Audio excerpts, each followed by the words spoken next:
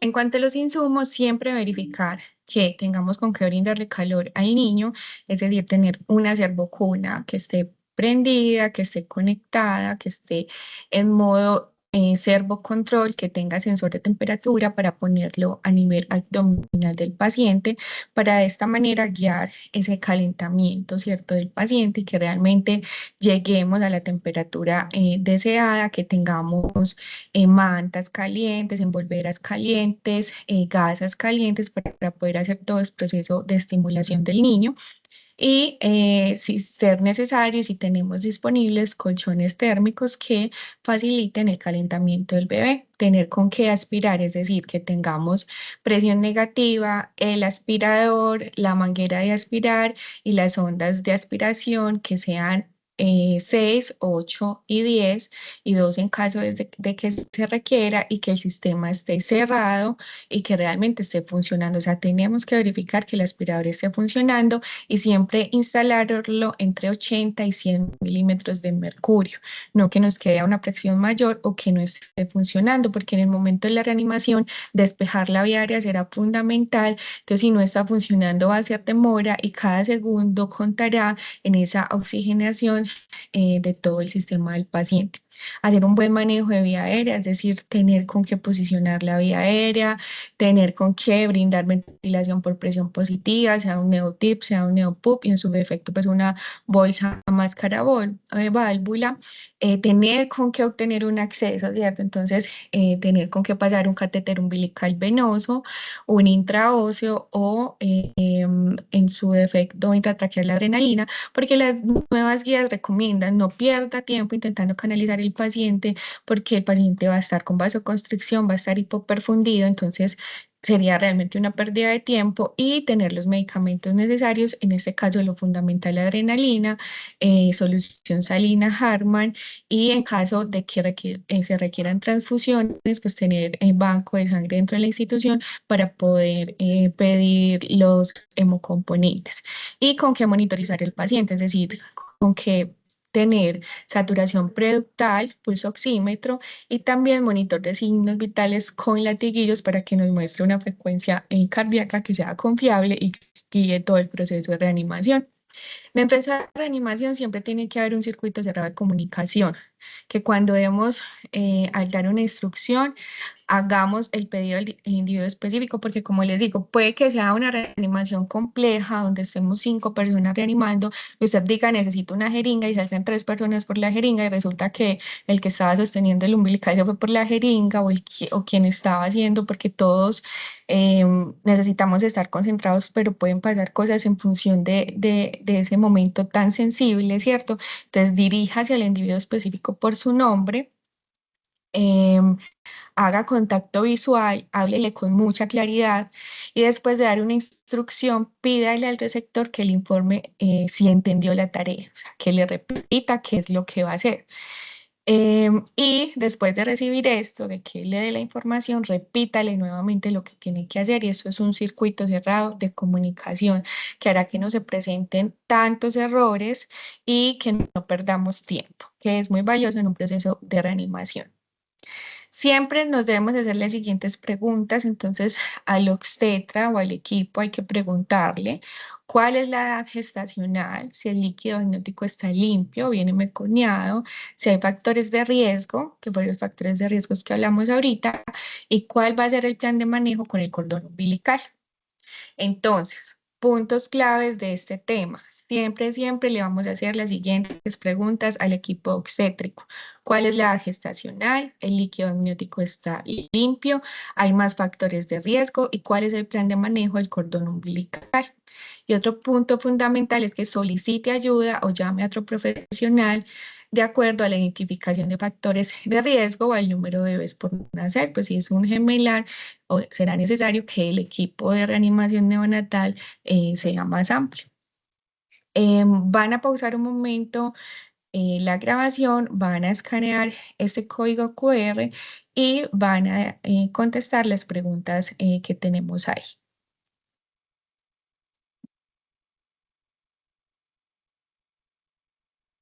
Bueno, dentro de los puntos claves de este segundo tema está que es importante asegurar un ambiente adecuado, revisar la temperatura, la iluminación, el apoyo médico y el funcionamiento de los diferentes equipos, que usted precaliente la vacuna para recibir al recién nacido y disponer de los elementos necesarios para la atención, como es la fuente de calor radiante que la brinda la vacuna, toallas o mantas calientes, sensor de temperatura, que es un sensor que va conectado a la vacuna, en el laboratorio lo veremos la próxima semana, conectado a la vacuna y ese sensor se pone a nivel abdominal en el paciente supraumbilical preferiblemente y la vacuna va leyendo la temperatura del paciente y va aumentando su temperatura en función o disminuyendo en función de la temperatura del niño. Un gorro para instalarle al paciente después de secarlo, ponerle el gorro porque como la cabeza es una superficie muy grande, la superficie más grande en el niño, por ahí nos pueden perder mucho calor. Bolsa o envoltorio de plástico, esta bolsa es para los bebés menores de 32 semanas, que son muy pequeños, que no se, eso sí no se deben secar, sino introducir inmediatamente en estas bolsas, porque estas bolsas les ayudan a conservar el calor. Pero más adelante hablaremos de la reanimación en el prematuro y los diferentes insumos médicos. Verificar que sí esté. Entonces, ahora vamos a pasar al tercer tema de reanimación neonatal y son los pasos iniciales del cuidado de un recién nacido. Entonces, recuerdan que hace un rato les expliqué el algoritmo de reanimación neonatal, entonces ya lo vamos a empezar a ver paso por paso. Y ese primer minuto me hablaba a mí de los pasos iniciales del cuidado de un recién nacido. Entonces, dijimos que vamos a hacer un asesoramiento prenatal, una sección informativa con el personal del equipo, vamos a hacer una comprobación del equipo. Y cuando nazca el niño, inmediatamente nace, usted va a ir a aprender o alguien que estará en la vacuna aprenderá el cronómetro que irá midiendo los segundos y minutos de vida del niño, ¿cierto? Y usted antes llegan y prenden la vacuna, reciben el niño, se preguntan, ¿es una gestación a término? ¿Tiene buen tono? ¿Respira o llora? Si las respuestas a estas tres preguntas son que sí, el niño puede permanecer con la madre durante los pasos iniciales, se hará la atención de rutina y la evaluación continua, es decir, se pondrá contacto piel a piel y en ese lugar haremos todos esos pasos iniciales. Pero si algunas de estas preguntas la respuesta es no, lo vamos a llevar a la vacuna precalentada con todos nuestros insumos organizados y lo vamos a calentar, secar, estimular y abrir la vía aérea y aspirar secreciones si es necesario. Esto pasará durante ese primer minuto y valoraremos si presenta acnea o jadeo o boqueo o si tiene una frecuencia menor a 100 latidos por minuto. Si no presenta nada de esto, solo hace dificultad respiratoria o cianosis, podremos abrir la vía aérea, aspirar si es necesario, instalar pulsoximetría y administrar oxígeno a flujo libre o considerar la administración de CPAP y cuidados posteriores como a esa reanimación, ¿cierto? Pero si no, ya continuaremos con el proceso de reanimación. Entonces, en este tercer tema, nos vamos a centrar en esos pasos iniciales de cuidado recién nacido, que es esto que les acabo de mencionar, y que hasta que hago calentamiento, secado, estimulación y abrir la vía aérea, aspirar si es necesario y evaluar si el paciente está en apnea con una frecuencia menor a 100 latidos por minuto, ya habrá pasado un minuto, deberá ser durante ese primer minuto de vida. Es decir, yo no puedo esperar un ADGAR para decir si mi paciente necesita ventilación por presión positiva, sino que yo al minuto ya tuve que haber hecho todas esas maniobras, identificar si está en apnea o si tiene una frecuencia inferior a 100 latidos por minuto y si está en apnea y la frecuencia cardíaca es inferior a 100, voy a empezar ventilación por presión positiva, es decir, que acá el indicador no será el ADGAR, sino la valoración que se le haga al paciente. Contestar esas primeras tres preguntas. Gestación a término, buen tono, respira o llora, es decir, el niño ya nació. Las otras cuatro preguntas eran antes del nacimiento, ¿cierto? Y estas tres son, nace el niño y nos preguntamos, gestación a término, ¿tiene buen tono, respira o llora? Sí, sí, lo dejamos en el pecho, contacto piel a piel con la madre y hacemos los pasos iniciales y la atención de rutina y una evaluación continua, pero si la respuesta es no, lo vamos a calentar, secar, estimular y abrir la vía aérea y aspirar secreciones si es necesario. Y posteriormente, durante ese mismo minuto, estaremos evaluando si hace apnea o si presenta una frecuencia inferior a 100 latidos por minuto. O si no lo hace, pero presenta dificultad respiratoria o cianosis, y tendremos que abrir vía aérea, aspirar si es necesario, monitorizar e instalar oxígeno a flujo libre o CPAP. Entonces, los pasos iniciales del recién nacido serán los siguientes. El niño nace, repito, usted se hará las siguientes 3 preguntas y repetiré varios asuntos porque ante la repetición, digamos que almacenamos mucho mejor la información y esto es algo que se nos tiene que quedar resonando porque tenemos que aprender como ese proceso de reanimación. Entre más lo repitamos, más se nos va a quedar esta información. Entonces, usted deberá hacerse rápidamente 3 preguntas. ¿Nació a término? ¿Cuál es el tono? ¿Respira o llora? Si dijimos que no, contestamos alguna que no, o sea, no tiene tono, no respira, no es a término, alguna de las 3 lo llevaremos a la vacuna precalentada y le proporcionaremos calor. Por eso esa vacuna va a estar con precalentamiento, tendrá sensor de temperaturas, las mantas y las gasas estarán calientes, tendremos un gorro caliente, el pañal caliente.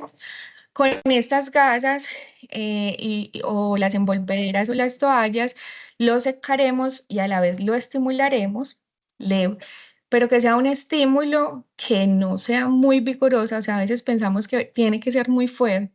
No, es un estímulo de secar, un estímulo eh, táctil que será en su medida moderado, ¿cierto? No, no tan vigoroso porque realmente no es necesario porque podemos causar inclusive daño a nivel neurológico, por ejemplo, y posicionaremos la cabeza y el cuello del paciente, eliminaremos las secreciones si es necesario.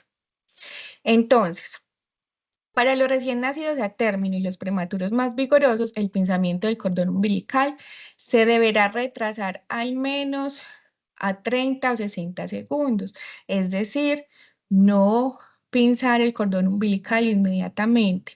De hecho, hay estudios que dicen que ni siquiera el niño deprimido, ¿cierto? Porque digamos que si el niño no está teniendo una buena oxigenación, permitir que la placenta continúe como pasando esa oxigenación al niño, pero por el momento son solo estudios y por ahora el protocolo de reanimación dice que si el niño es a término y si el prematuro está vigoroso, podremos retrasar al menos de 30 a 60 segundos ese pinzamiento del cordón. Y por eso esas primeras 4 preguntas me hablaban de cuál es el plan con el cordón umbilical. Todos los recién nacidos van a necesitar una evaluación rápida y por eso ustedes son unos expertos en valoración de pacientes, ¿cierto? Preguntarse si el bebé nació a término, si tiene buen tono muscular y si respira o llora. Y si la respuesta es no a cualquiera de estas preguntas, lo vamos a llevar a la vacuna y vamos a hacer los pasos iniciales de cuidado del recién nacido. ¿Y cómo vamos a realizar esos 5 pasos iniciales? Que es proporcionar calor, estimular, secar, despejar vía aérea.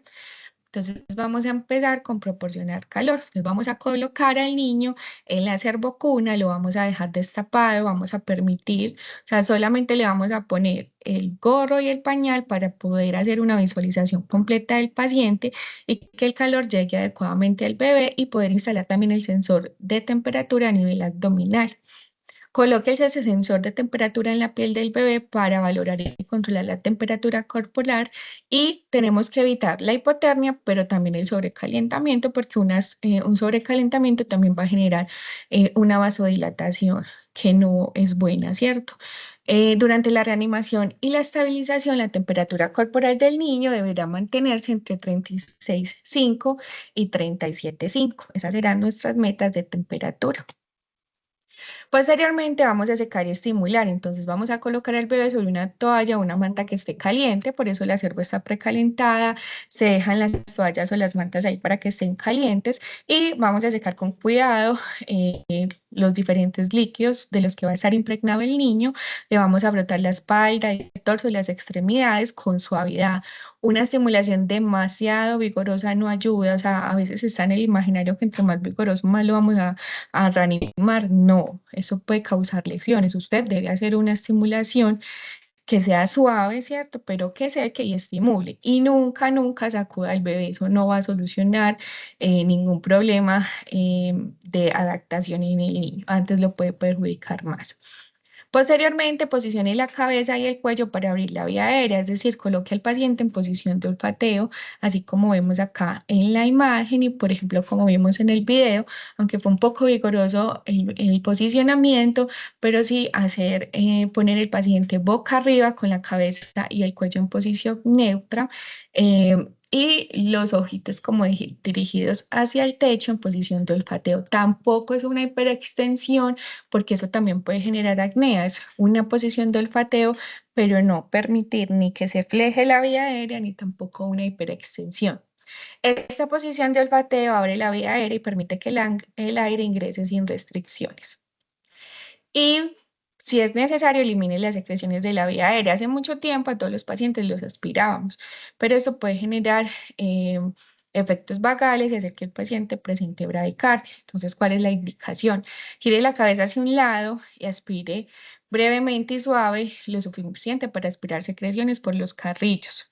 Aspire la boca antes que la nariz. Acá no es como en la normalidad que primero es la nariz y después la boca, pues en una situación de cuidado normal, sino que acá en reanimación primero es la boca y después la nariz para que el bebé no se vaya a tragar nada, si jadea o boquea durante la aspiración de nariz y nos complique como este proceso de reanimación. Entonces primero la boca y después la nariz. Tenga cuidado de no aspirar con demasiada fuerza o muy profundo y la presión negativa debe estar entre 80 y 100 milímetros de mercurio. ¿Cuándo va a requerir aspiración el niño? En caso de que el bebé no respire, en caso de que el bebé no llore, si el bebé tiene un tono muscular disminuido, si el bebé tiene dificultad para eliminar por sí solo las secreciones y antes de iniciar ventilación con presión positiva. Si el bebé respira después de los pasos iniciales, evalúe la frecuencia cardíaca. La frecuencia cardíaca deberá estar en al menos 100 latidos por minuto. ¿Se acuerdas que ahorita un marcador era que si jadeaba o quedaba o estaba con una frecuencia inferior a 100 latidos por minuto, teníamos que iniciar ventilación por presión positiva. Así el bebé esté respirando, ¿cierto? Porque no es como en el adulto que deja de respirar y no palpamos el pulso, sino que acá los indicadores son para ventilación por presión positiva, frecuencia menor a 100 y para masaje cardíaco inferior a 60. ¿Cómo vamos a decir cuánto es la frecuencia cardíaca? Algunas guías decían que era tomar la base del muñón umbilical y contabilizar las pulsaciones, pero digamos que la evidencia ha mostrado que no es un método tan eficiente, entonces nos recomiendan una auscultación en el emitórax izquierdo durante 6 segundos y multiplicarlo por 10, y ahí nos daría la frecuencia cardíaca, porque no nos da para esperar un minuto contabilizando la frecuencia cardíaca. O por eso ya las guías de reanimación incluyeron que instalemos un monitor con latiguillos para que nos guíe frecuencia cardíaca, porque resulta ser muy confiable. O lo más novedoso actualmente, que es el uso de la ecografía a pie de cama para saber cuánto es la frecuencia cardíaca o en su defecto un testoscopio digital. No son muy frecuentes, pero se pueden encontrar en algunos servicios. Es decir, lo que quiero que quede es que utilizar la base del muñón, aunque era un método que veníamos utilizando, no es tan confiable, que debemos usar la auscultación con un fonendo normal o con uno digital, que por eso las guías ya incluyen el uso de un monitor con electrodos y utilizar la ecografía. Entonces, ¿cómo va a ser la monitorización de este recién nacido? Es un monitor de signos vitales multiparámetros, donde miren, por ejemplo, acá los brazaletes están desde el número 0 hasta el 5 o 6, ¿cierto? Dependiendo del tamaño del paciente, pero en contexto de reanimación, ya eso será para cuidados por reanimación que utilizaremos presión arterial, pero tenemos los latiguillos, los tres cables para monitorizar frecuencia cardíaca. Le instalaríamos a nivel de toras los tres electrodos al paciente y así obtenemos una frecuencia cardíaca que es muy confiable, o como les digo, con la auscultación con fonendoscopio o con ecografía si está disponible a pie de cama. Y otra parte de la monitorización es la oximetría de pulso, ¿cierto? Que idealmente, bueno, encontramos diferentes sensores. Están estos que son desechables, que son como en telita, o estos que son en este material, que es un poquito más gruesecito, que estos sí no son desechables, pero acá que es importante es que la saturación siempre se debe tomar preductal porque es la más confiable en ese momento de reanimación. Es súper importante utilizar esa oximetría de pulso para guiar el tratamiento cuando se prevé reanimación, para confirmar la percepción de cianosis, porque claramente el niño no nace rosado, ¿cierto? Pero lo que queremos es confirmar esa percepción de cianosis central, y si esta persiste, cuando administramos oxígeno adicional, es decir, oxígeno a flujo libre, o si brindamos ventilación por presión positiva. Para medir esta saturación de oxígeno, como les digo, idealmente la preductal, que perfunde el corazón y el cerebro. Coloque, o sea, ponerlo en la manito derecha me muestra saturaciones muy confiables, que es lo que está llegando al corazón y al cerebro de ese niño. Entonces, coloque el sensor del pulso oxímetro en la mano o en la muñeca derecha de recién nacido. Entonces, se puede poner aquí a nivel de la palma, o se puede poner acá a este nivel de la muñeca. Vamos en las salas de reanimación y en esa carta de reanimación de ASCON, ¿cierto? Y en toda sala de reanimación tiene que haber una tabla con los objetivos de saturación de oxígeno, ¿cierto? Porque en un momento de estos no nos vamos a confiar de la memoria. ¿Y cuáles son esas metas de saturación? Que el niño, como está en esa transición de la circulación fetal a la neonatal, apenas está normalizando su PSO2, su CO2 y su pH, ¿cierto? Ese intercambio gaseoso. Entonces, durante ese primer minuto de vida, los objetivos de saturación estarán entre 60 y 65%, a los 2 minutos entre 65 y 70, a los 3 minutos deberá estar saturando entre 70 y 75, a los 4 minutos entre 75 y 80, a los 5 entre 80 y 85, y a los 10 minutos ya sí será una saturación esperada normal entre 85 y 95. Es decir, que si al minuto el niño está saturando 63, no vamos a decir ya le vamos a poner oxígeno, no, están bajo metas de saturación para ese primer minuto de vida. Entonces, estas tablas de objetivo de saturación deben estar en la servocurva.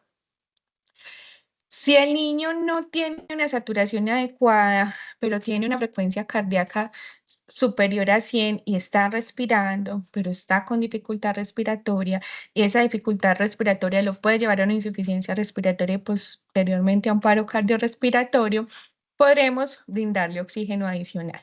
Entonces, normalmente, por habilitación, todas las salas de reanimación deben tener un mezclador de oxígeno, que es este que tenemos acá, que tiene oxígeno y aire, mezcla de fuente de oxígeno, que es este verde, y aire medicinal, que es este amarillo, ¿cierto? Sale a estos flujómetros. Yo aquí en este niple conecto con lo que le vaya a brindar oxigenación al niño, y de esta perilla eh, pongo la FIO2. Entonces empiezo desde FIO2 del 21 hasta una FIO2 del 100%. Entonces por eso es un mezclador, porque me permite brindar en esa mezcla de oxígeno y aire FIO2, flujos variables, pero una FIO2 que estará entre el 21 y el 100%. ¿Qué no se recomienda? Coger un ambú, una máscara bolsa válvula, y ponerle la máscara hacia arribita, que así le va a llegar oxígeno. No, eso no sirve para nada.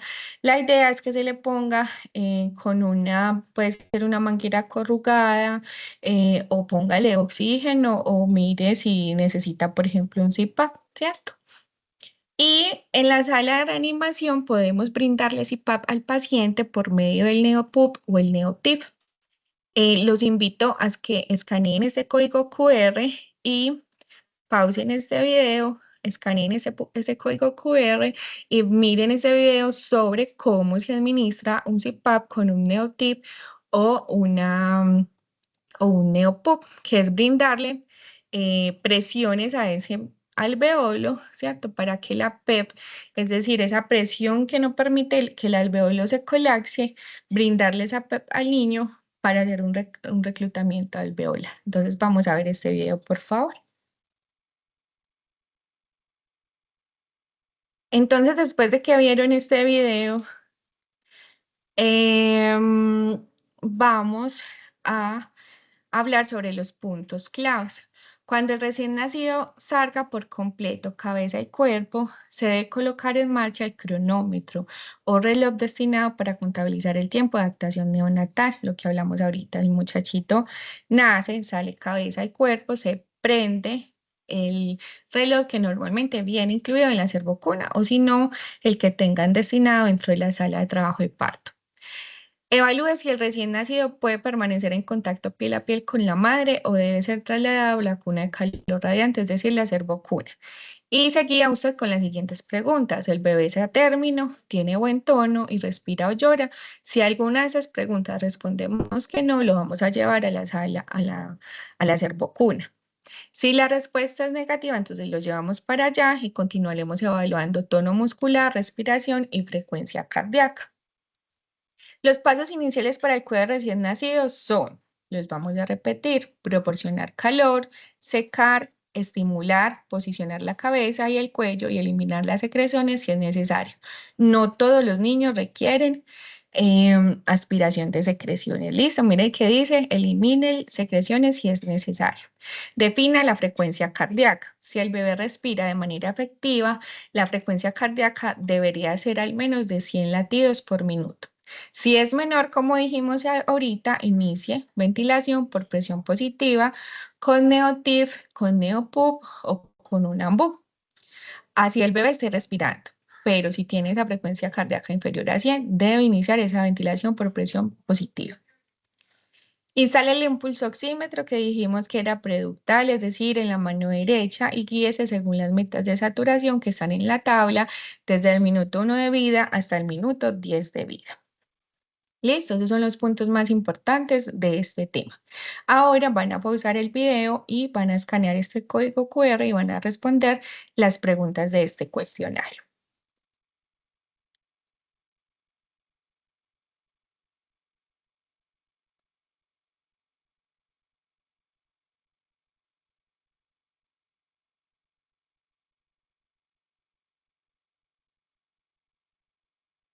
Bueno, ahora vamos a hablar de específicamente la ventilación por presión positiva. Entonces ya pasó ese primer minuto, que dijimos que en ese primer minuto nació el niño, nos hicimos 3 preguntas, lo valoramos, le brindamos los cuidados iniciales que eran 5, ¿cierto? Y que evaluamos si el paciente hacía apnea o jadeaba o si presentaba una frecuencia cardíaca inferior a 100. Y que si lo hacía, vamos a empezar a brindarle ventilación por presión positiva, le instalaríamos saturación preductal en la manito derecha y consideraremos el uso de un monitor cardíaco.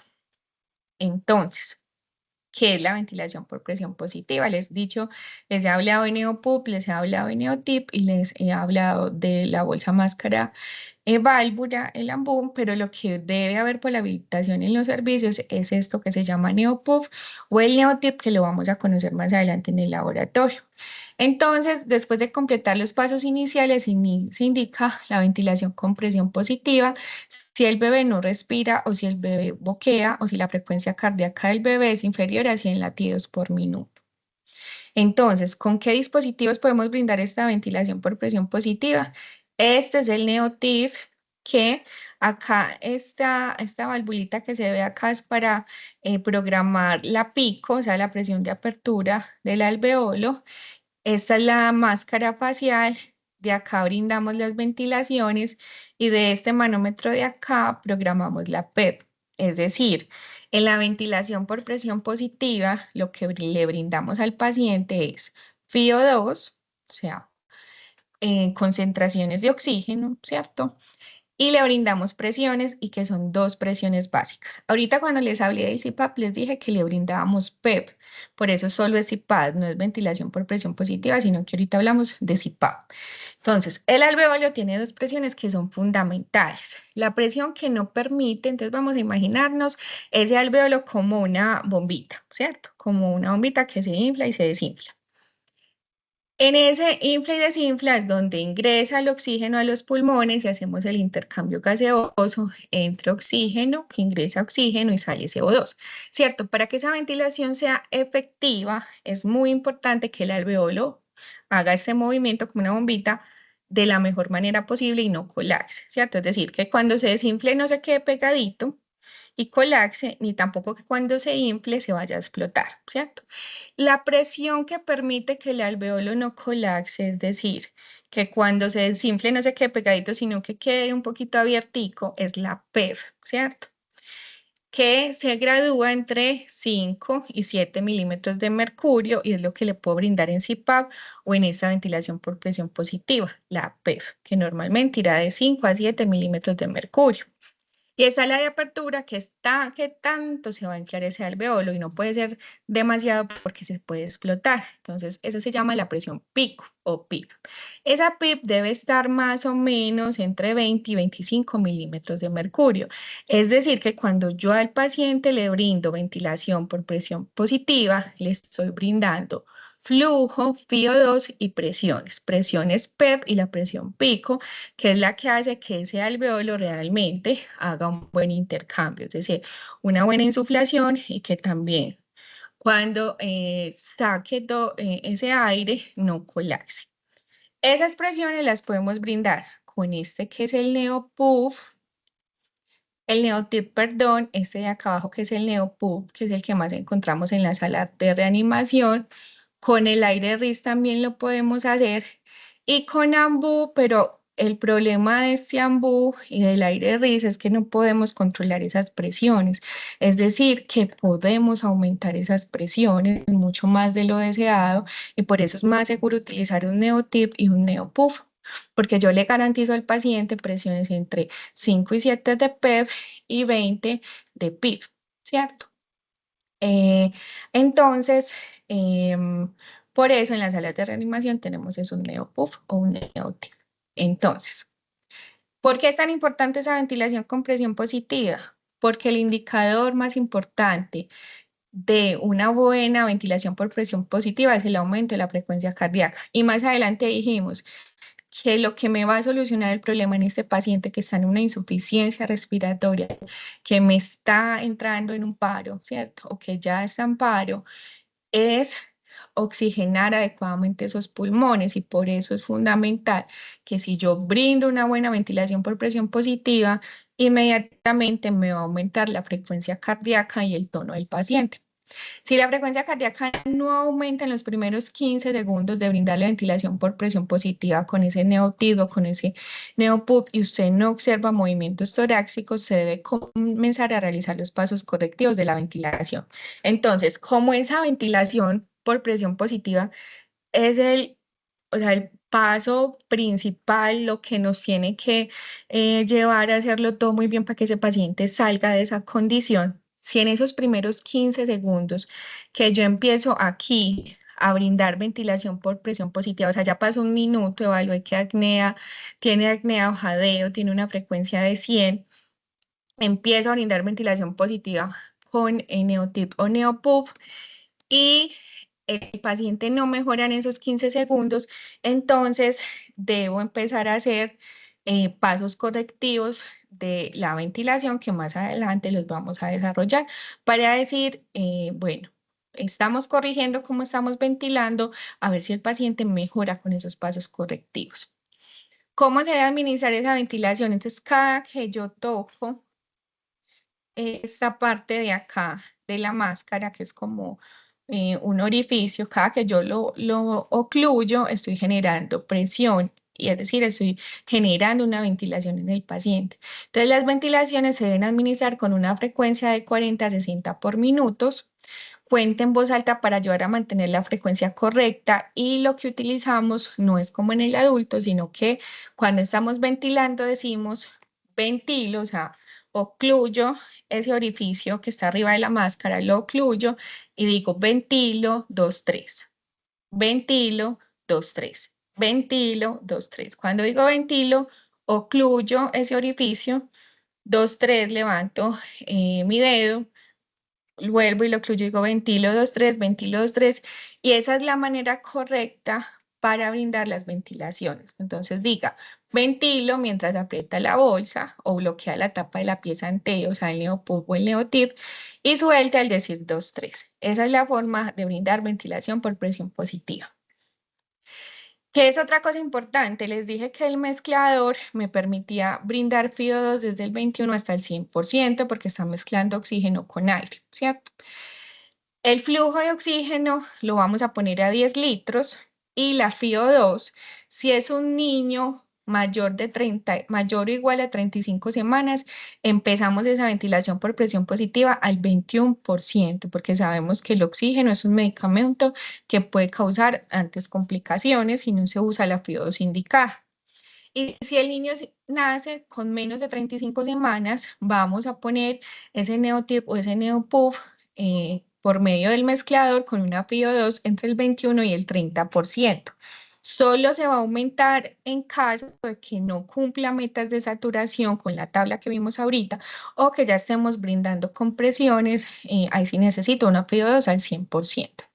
La PIB o pico se debe programar entre 20 y 25 centímetros de agua y la PEP en 5 centímetros de agua. Van a pausar el video, van a escanear este código QR y vamos a mirar cómo se brinda esa ventilación por presión positiva.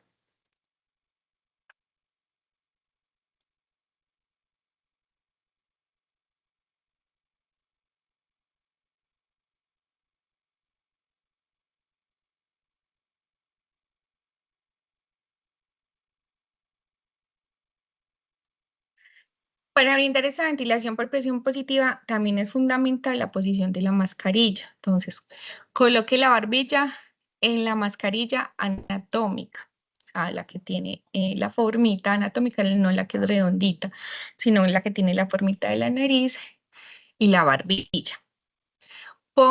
Mire que sea el tamaño indicado para el paciente, que ponga la mascarilla sobre la boca y la nariz. Y con la técnica de la C, vamos a hacer un sello con el soporte con la mano y con la mascarilla.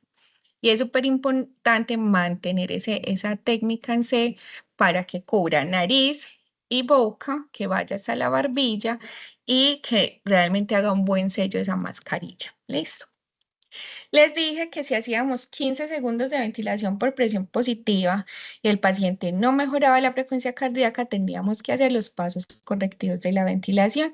Y hay una normotecnia que se llama Mr. Sopa para decir cómo vamos a hacer esos pasos correctivos. Entonces, usted le brindó ventilación por presión positiva durante 15 segundos, el paciente no mejoró, usted aplica el Mr. Sopa. El Mr. Sopa es M, ajuste la mascarilla, entonces vuelva y cuadre la que le coja nariz hasta la barbilla y que haga un buen sello. Cambie la posición de la cabeza y el cuello, es decir, reposicione, póngalo en posición de olfateo, como en la posición que hablamos ahorita. Si no mejora, aspire la boca y la nariz. Recuerde que primero es la boca y después la nariz. Abre la boca, ¿cierto?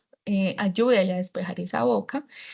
Aumente o mire si necesita, qué más necesita para despejar esa vía aérea y aumente la presión.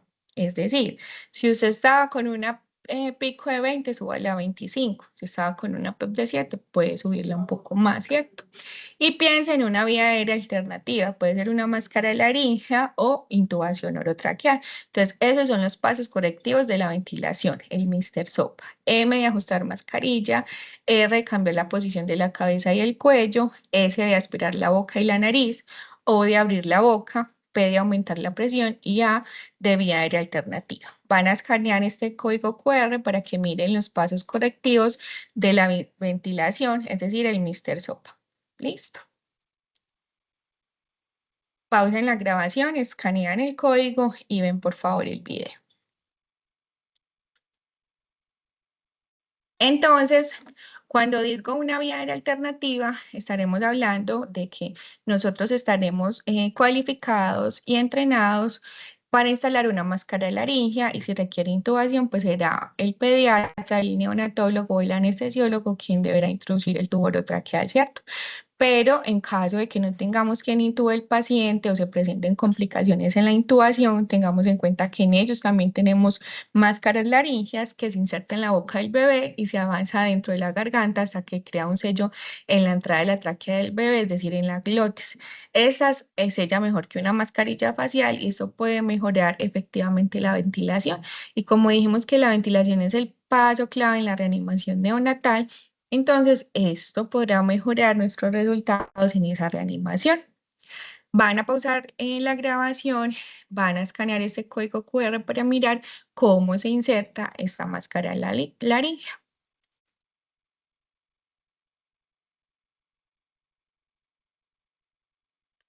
Otro punto importante es que cuando le brindamos al paciente CPAP, que fue lo que les dije ahorita, que se le ponía la máscara con el neopubo y el neotip, no hacemos el sello en el orificio arriba de la máscara, sino que solo le brindamos PEP al paciente, que es la presión que no permite que el alveolo colapse. O si le brindamos BPP, que ahí sí le brindamos las dos presiones, PEP y pico, o sea, la que no colapse y la presión de apertura, con una máscara facial o mascarilla laringea, o si el paciente está intubado, va a ser importante que le pasemos una sonda gástrica. A estos niños se les pasa orogástrica, ¿listo? Ya que este gas que se va hacia el estómago puede interferir con la ventilación.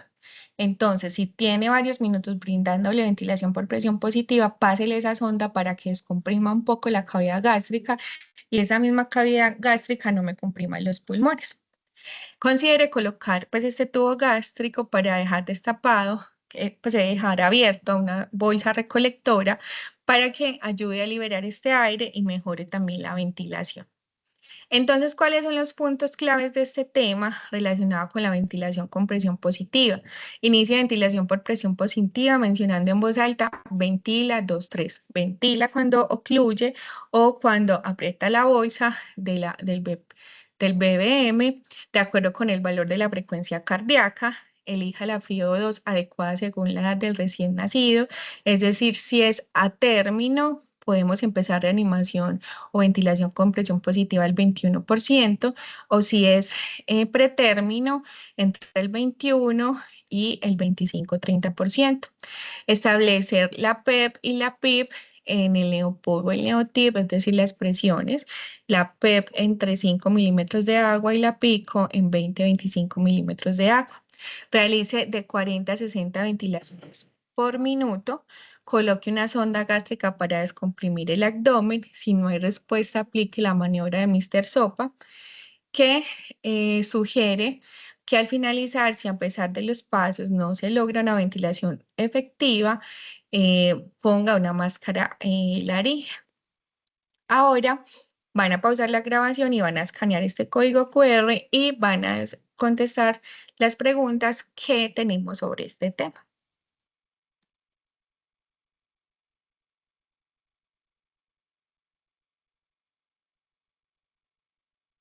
Entonces, ahora vamos a continuar con el quinto tema de esta reanimación neonatal y es la intubación endotraqueal que les dije que no es de nuestra competencia, pero sí asistimos al neonatólogo, al pediatra o al anestesiólogo, quien esté entrenado en ese lugar para intubar el paciente.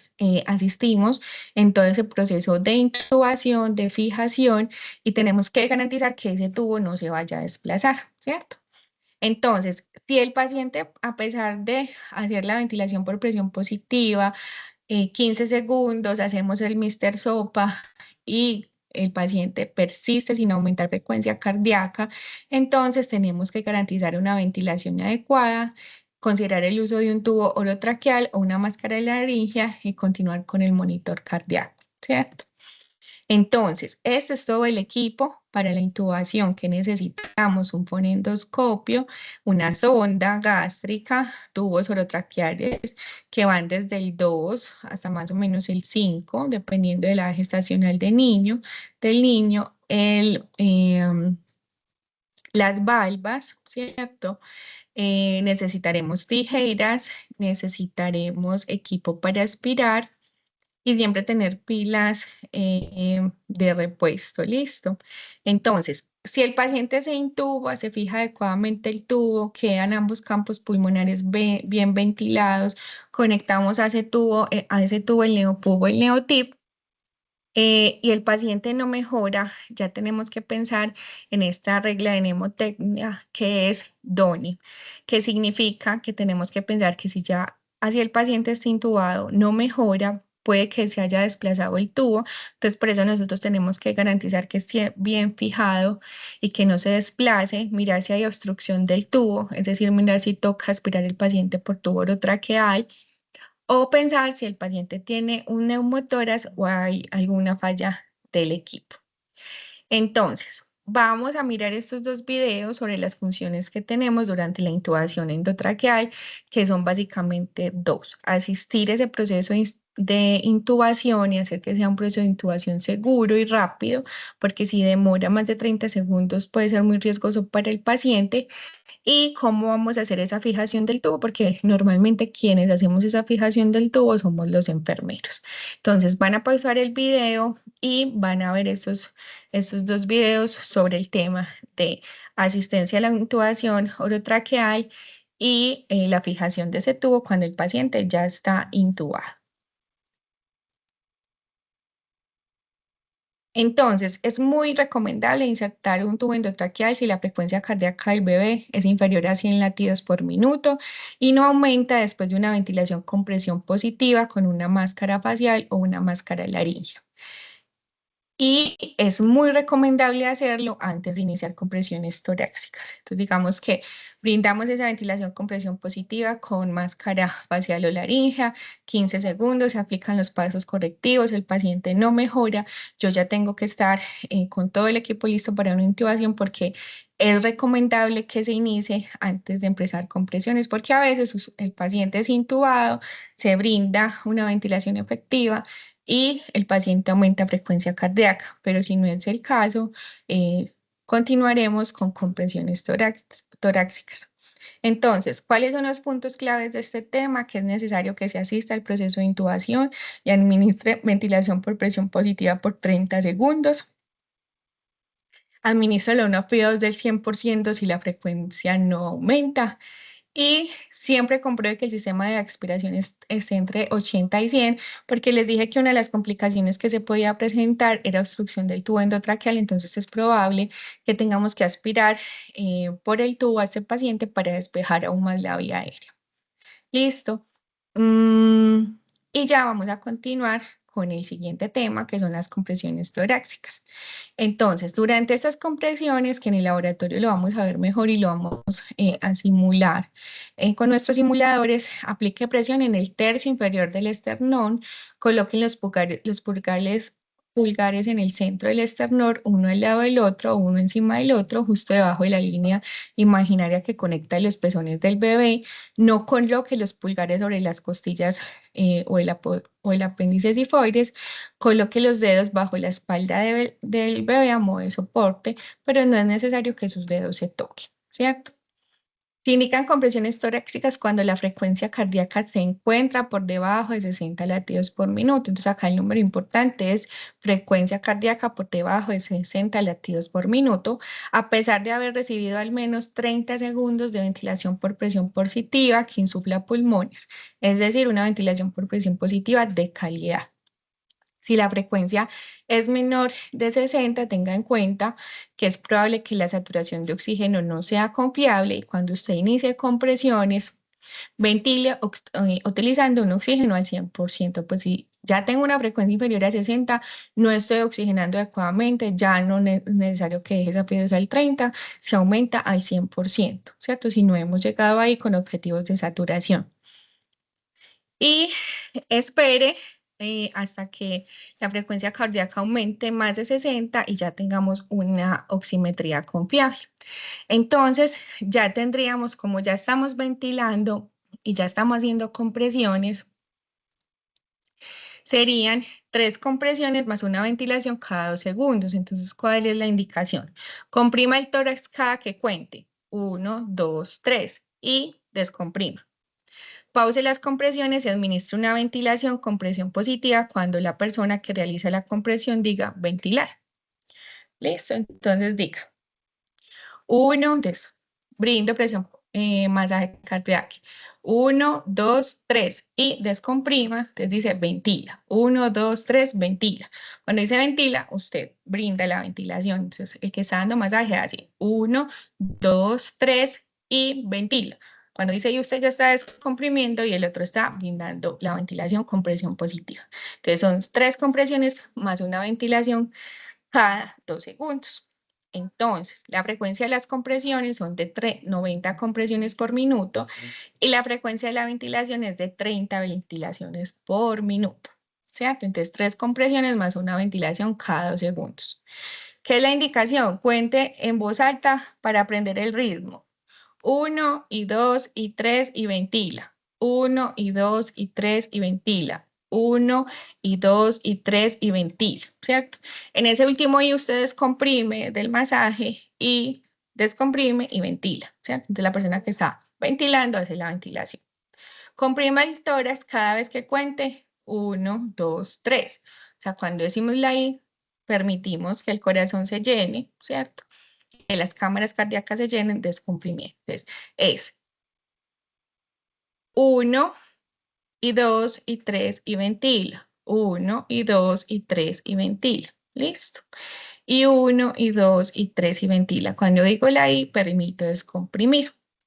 Pause las compresiones y administre la ventilación con presión positiva. Cuando la persona realiza las compresiones, diga ventilar. Listo. Puntos claves. Administre compresiones torácicas en forma oportuna, mencionando I1, I2, I3 y ventila a una frecuencia de 90 compresiones por minuto. Es decir, decirlo de esta manera, I1, I2, I3 y ventila, descomprimiendo cuando digo I y ventilando cuando digo la palabra ventila, logro una frecuencia cardíaca de 90 compresiones por minuto y logro una buena ventilación, ¿cierto? Entonces, debo asegurar de esta manera, haciendo esto, que aumente la frecuencia cardíaca. Reevalúe la frecuencia cardíaca después de 60 segundos, es decir, después de 1 minuto de compresiones torácicas y ventilaciones combinadas. Van a escanear, por favor, este código QR y van a contestar las preguntas que hay sobre este tema.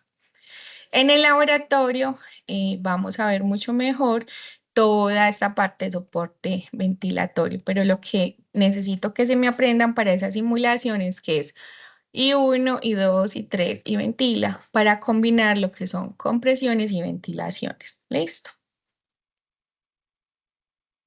Escanean este código QR y responden la pregunta que tenemos ahí.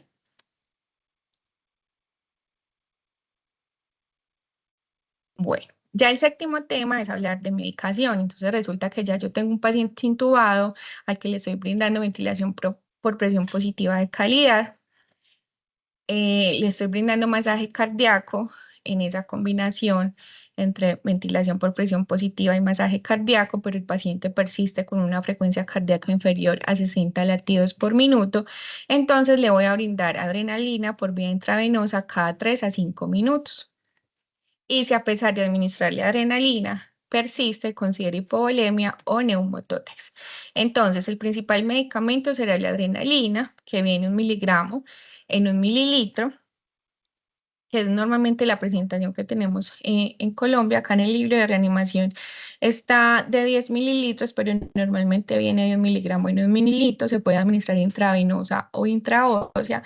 Tener en cuenta que la vía intraósea también es una opción en caso de que yo no pueda obtener mi acceso venoso. Siempre tenga bolio de solución salina de 3 centímetros para empujar esa solución y cuáles son las dosis. Si es intravenoso, debe ser dosis de 0,02 miligramos por kilo, que es igual a 0,2 mililitros, pero tenemos que tener muy claro cuando hablamos de miligramos por kilo y cuando lo convertimos a mililitros por kilo. Normalmente la indicación que nos dan durante esa reanimación nos la darán en mililitros, pues como para que no dar tanto rango de error, ¿cierto? El rango de dosis está entre 0,01 a 0,03 miligramos por kilo, que es igual a 0,1 o 0,3 mililitros por kilo. La orotraqueal realmente ya no se utiliza casi porque digamos que no es una muy buena absorción, ya es como una medida desesperada si no tengo umbilical o no tengo intraóseo. Se debe administrar lo más rápido posible y regar con 3 centímetros de solución salina normal después de administrarlo y repetir cada 3 a 5 minutos si el paciente no tiene una frecuencia cardíaca superior a 60 latidos por minuto. Y si es endotraqueal, pues se administra por el tubo, se brinda ventilación por presión positiva para distribuir mejor esa impregnación de la adrenalina en los pulmones, solo que la absorción es un poco más lenta y menos confiable, pues y ahí sí no se administra ningún bolo. Listo. Entonces, se indica adrenalina si la frecuencia cardíaca del bebé no supera los 60 latidos por minuto después de realizar lo siguiente: haber aplicado una ventilación por presión positiva que insuple los pulmones y se refleje en el movimiento del tórax durante 30 segundos como mínimo. Haber realizado otros 60 segundos de compresiones torácicas coordinadas con ventilación por presión positiva de oxígeno al 100 y haber administrado ventilación a través de un tubo endotraqueal o mascarilla laríngea correctamente aplicados en la mayoría de los casos. Si el paciente no mejora después de estas 3 estrategias, entonces el paciente va a requerir adrenalina. ¿Listo? Entonces dijimos que para canalizar no es tan eficiente, que una de las maneras es obtener un acceso umbilical, que normalmente quienes están entrenados para el paso de estos catéteres umbilicales son los pediatras, pero esa guía de reanimación, esta última guía de reanimación invita a que el personal de enfermería, o sea, en general estemos entrenados para pasar un catéter umbilical venoso de emergencia que se podría pasar pues muy rápidamente, y la indicación es que pincemos el cordón de 1 a 2 centímetros de la piel, mantener ese cordón húmedo con solución salina, identificar la vena. Entonces, cuando se hace el corte de ese muñón, ¿cierto? Del bebé a las 12, es decir, hacia cefálica, observamos ese muñón tiene una vena y tiene 2 arterias, y la vena se observa a las 12, es decir, a nivel de cefálica. En el laboratorio lo vamos a ver mejor y lo vamos a identificar. Se haría asexia, antisexia con clorexidina a base acuosa o alcohólica. Y se pasaría por esa vena un catéter umbilical, pero solo se pasaría de 2 a 4 centímetros para que quede en una zona segura. No, porque normalmente un umbilical queda fijo por ahí en 8 o 10 centímetros, ¿cierto? Pero en ese contexto de reanimación, para que quede en una zona segura, solo se pasa de 2 a 4 centímetros. Miramos si tiene retorno sanguíneo, se fija con un apósito, y por ahí, o alguien que pues se case con el umbilical y no permita que se salga, o fijarlo de manera temporal, y por ahí administraríamos la adrenalina y la solución salina. El paciente puede tener problemas de volumen, entonces digamos que se usaría solución salina normal, o si se sospecha anemia grave, glóbulos rojos, por vía intravenosa o vía intraósea. Y las dosis son más o menos de 10 mililitros por kilo y se administra más o menos de 5 a 10 minutos. Ahora vamos a ver este video sobre el catéter umbilical de emergencia.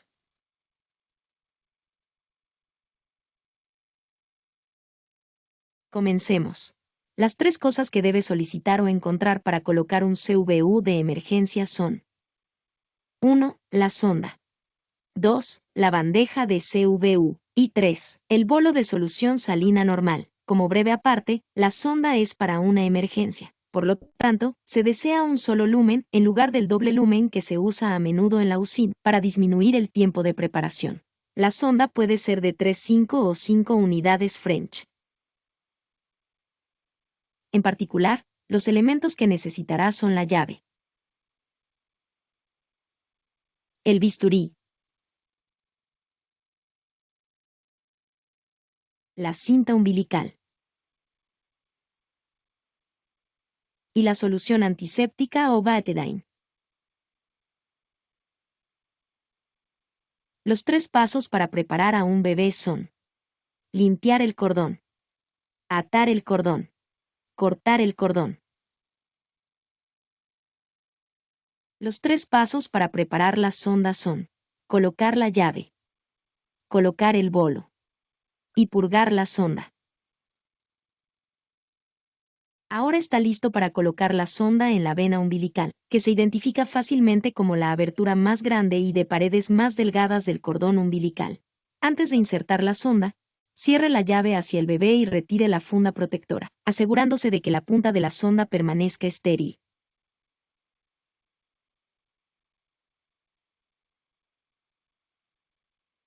Introduzca unos 3 o 4 centímetros hasta que obtenga un flujo libre de sangre cuando abra la llave y aspire suavemente.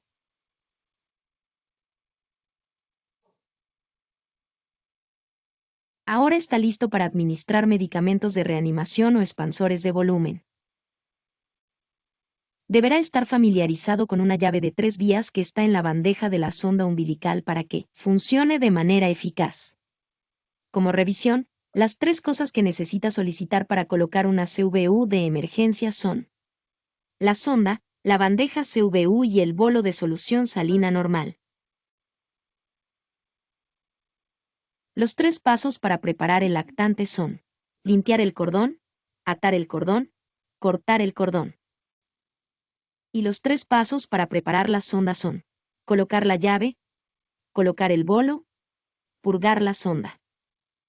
Luego coloque la sonda a unos 3 o 4 centímetros en la vena umbilical hasta que fluya libremente la sangre.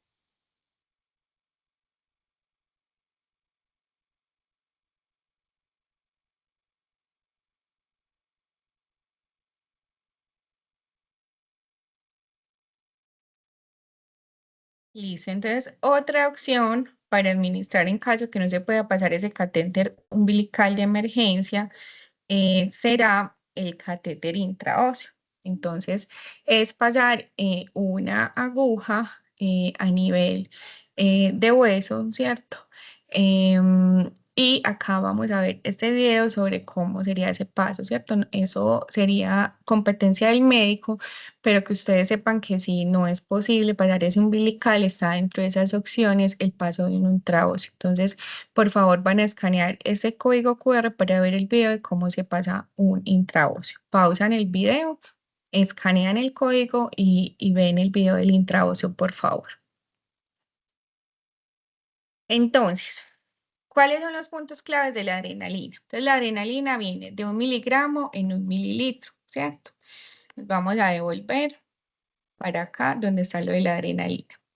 La presentación acá en Colombia normalmente es de 1 miligramo en 1 mililitro, ¿cierto? Entonces, yo necesitaría que esa ampolla, que ese medicamento me quede a 1,1 miligramo por mililitro. Entonces, lo que yo hago es que cojo ese centímetro de adrenalina que viene en una ampolla, que se llama adrenalina o epinefrina, y llevo esa ampolla, primero saco 9 de solución salina y llevo esa ampolla hasta 10 centímetros y ahí me queda 0,1 miligramos por cc, ¿cierto? Entonces, la dosis para el paciente va a ser de 0,02 miligramos por kilo. Entonces, yo tengo dos opciones. Puedo dejar esa primera dilución que me queda 0,1 miligramo por mililitro, ¿cierto? Es decir, que en cada centímetro hay 0,01 miligramos por cada décima, ¿cierto? Entonces, la opción sería envasar la dosis de esa primera dilución en una jeringa de insulina.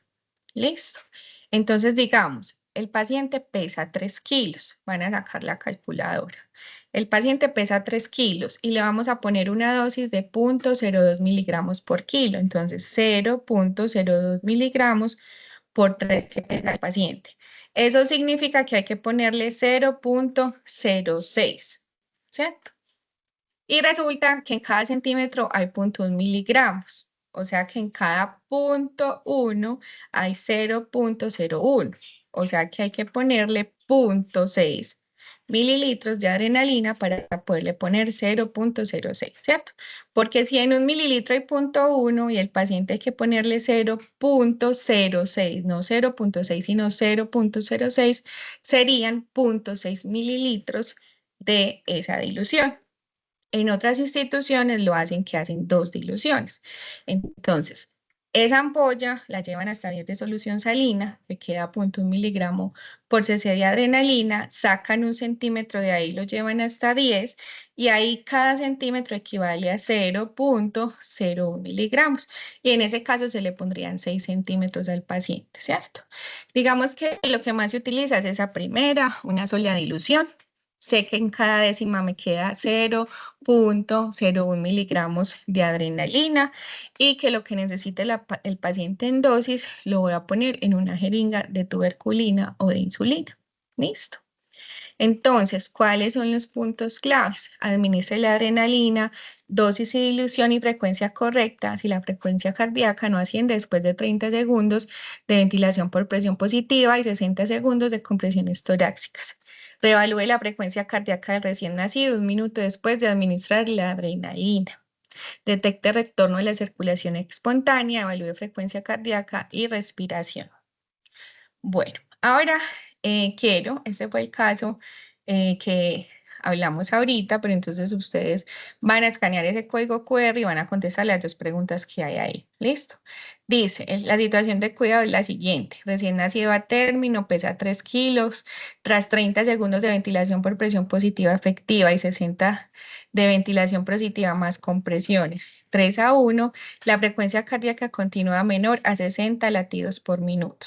Se dispone de un catéter umbilical venoso y tiene ordenado 0,6 miligramos de adrenalina.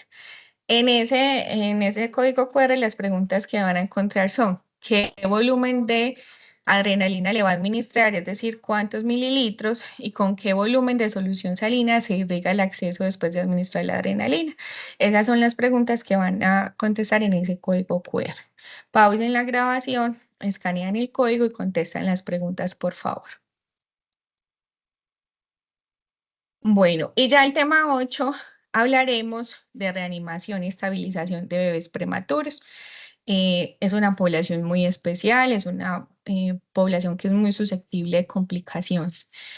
Más que profundizar en el tema, quiero que sepan que hay que tener recursos adicionales, como acceso a surfactante, a tubos más pequeños, a personal entrenado en el manejo de prematuros, tener una bolsa o envoltura de plástico de polietileno. Entonces, esos pacientes que son de una edad gestacional menor a 32 semanas no se secan, se estimulan, sí, pero no se secan, se introducen dentro de esta bolsa de plástico, se logra pues como un cierre lo más hermético posible para que esta bolsa no permita que el niño pierda calor y humedad, y esto hace que se adapten de una mejor manera. En lo posible en esto sí tener colchón térmico porque se enfrían mucho más fáciles, tener los insumos indicados para el paciente prematuros, y sí o sí tendremos que tener con qué brindar CPAP, entonces un NeoTi, un NeoPUP, y cuando sea trasladado a la unidad neonatal, probablemente va a requerir CPAP o ventilación no invasiva, y la administración de surfactante por tubo orotraqueal. Otro tema importante son los cuidados posteriores a la reanimación, que estarán muy relacionados con el traslado, pero lo que debemos propender en esos cuidados por reanimación es una buena termorregulación, estabilidad respiratoria y cardiovascular, que el paciente tenga flujo metabólico, es decir, tenemos que obtener un acceso para ponerle al paciente una destroza al 10 o al 5 para que le brinde volumen y flujo metabólico, hacer un control de glucemia para saber cómo está la glucometría, a nivel gastrointestinal dejar una sonda abierta pero también valorar empezar una vía oral lo más pronto posible en pequeñas proporciones y mirar signos de sangrado y que el paciente se haga deposiciones, cómo está ese gasto urinario, cómo está la eliminación, el soporte neurológico, que no se presenten convulsiones, que el paciente mirar si necesita, por ejemplo, terapia de hipotermia, cómo están todos los marcadores hematológicos, cómo está la hemoglobina, cómo es el aspecto del bebé, ¿cierto? Entonces, digamos que esos cuidados posteriores a la reanimación son integrales, requieren el acompañamiento de profesionales expertos en el manejo de estos niños y que integren un cuidado muy holístico que propenda por recuperar el equilibrio de este organismo posterior a esta reanimación. También es común que encontremos cuidados al final de la vida, pues hay niños que nacen con malformaciones o demasiado prematuros y es algo que también debemos tener en cuenta, ¿cierto? Entonces, acá cuando el paciente requiera adecuación de esfuerzos terapéuticos, porque digamos que será más el sufrimiento que se le pueda causar al paciente que los beneficios y continuamos con nuestras intervenciones. Acá el objetivo más importante es minimizar el sufrimiento, brindando un cuidado humano y compasivo. Ofrezca darles al bebé a los padres, silencie las alarmas o monitores y brinde como un ambiente lo más amigable posible y permita que la familia esté en compañía de su bebé, ¿cierto? Un trato digno, humanizado, aplicar todos los principios éticos será nuestra gran misión en este proceso porque no siempre será sacar pacientes por sacarlos, sino que también hay que pensar en la morbilidad que se genera de extender maniobras de reanimación cuando no es necesario y hay que encontrar un equilibrio en todo este proceso. ¿Listo? Acá al finalizar les muestro nuevamente el algoritmo de reanimación. Entonces recuerden hacer una sección antes del nacimiento donde hablamos con los padres, hacer una sesión de información con el grupo y verificar que todo esté completo. En ese primer minuto posterior al nacimiento preguntarnos gestación a término, buen tono, respiro, llora. Si no, llévelo a la cervocuna, caliéntelo, séquelo, estimúlelo, posicione la vía aérea, succione si es necesario. Si persiste en apnea o jadeo o la frecuencia es inferior a 100 latidos por minuto, brinde ventilación por presión positiva, instale saturación preductal y considere instalar un monitor con latiguillos cardíacos también. Si la frecuencia cardíaca persiste inferior a 100 latidos por minuto, asegure una ventilación adecuada, sea con una máscara laríngea o un tubo orotraqueal. El monitor cardíaco ya deberá estar instalado y si la frecuencia cardíaca es inferior a 60, después de estas maniobras, el paciente ya tendrá que estar intubado, inicie compresiones torácicas y coordine ventilación por presión positiva con oxígeno al 100% e inserte un catéter umbilical y en su defecto un intraóseo. Y si a pesar de estas medidas el paciente no mejora, administra adrenalina intravenosa cada 3 a 5 minutos en dosis de 0,02 mililitros por kilo o 0,2 miligramos por kilo.